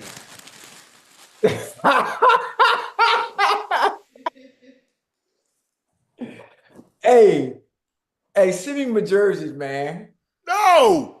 I'm still trying to understand how you got my damn jersey anyway? Is that the patch y'all be having? Yeah, that's the high tide patch, man. Miami Beach, man. Miami Beach Senior High. Yeah. I'm saying, how do you even order that this late in the game? Yeah, well, see, there you go. I'm just curious. I like the red one. The red one nice, but this white one. Hey, I like ain't seen that in years, bro. And if you don't give me my 5,900, you won't see it again. Hey, how you got that? I'm gonna go by the school. I'm gonna go by the school. Oh, tomorrow's Saturday though. Yep. And guess what? It's the weekend, a Memorial Day weekend. They ain't got nothing for you. Hey, it is Memorial Weekend on. Yeah. What you gonna do? You finna cook? Man, look here. I went and got me a haircut today. I'm finna lay back. Okay. Tomorrow I'm gonna go work out. Whoa. Who gets a haircut and goes and lay back? Most of the time you get your haircut, you want to be seen. That's the point of getting a haircut. I might go get it colored. Man, look at that, all that gray Ocho. Damn. Yeah. There you go. Don't worry about it. I'm getting ready to go out right now. Go out where? Me and the missus, we finna go to Booby Trap. Yeah, I heard. I listen. I Area 29. It left such a positive impact on my life. I want to see what the fuss is about Booby Trap. So I want to see the comparison between Area 29 in Houston and Booby Trap on the river that I hear so many stories about. So I'll check back in with you and let you know Sunday. June said better punchlines, Wayne or Luda. It's so different. Completely different. Very good punchlines though. Hey, them boys wordplay, man. They on some. Yeah. They on something else.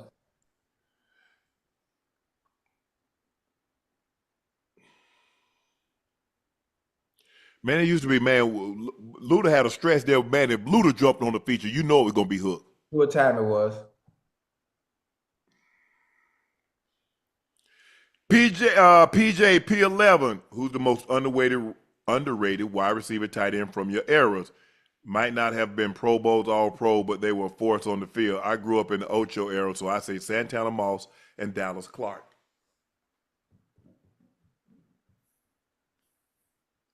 My era. Man, that's so long ago that night. Damn.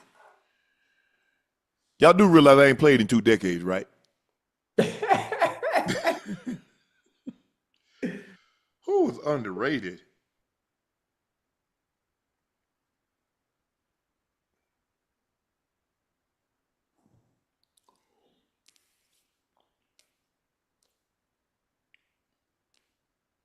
I played with, I wouldn't say he's underrated, but I just think the thing is that, he was kind of in the same era that I was in. He was a year younger than me, Ben Coates. And his teams didn't win like my teams won. Now, he did win. We both went to Baltimore in 2000. And it was great playing with him because, like I said, I took him on his visit to Savannah State. So it was great and we made so many Pro Bowls together, Ocho. I mean, in the AFC, when I was in my prime and he was in his prime, you wasn't going to the Pro Bowl. If your name wasn't Sharpe or Coates, you were not going. Right. So, wide receiver. Who wide receiver?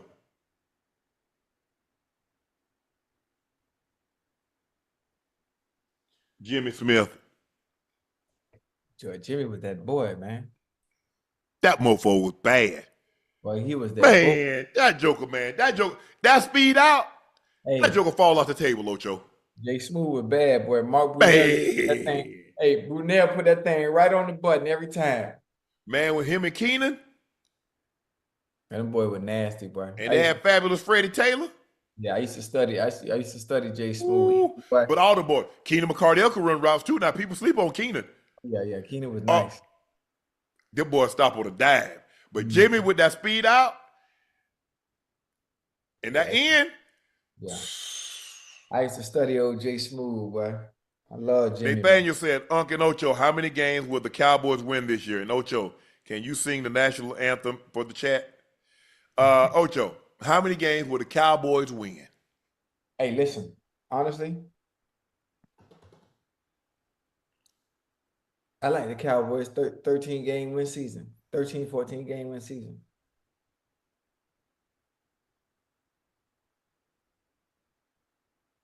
I like that. How many? 13.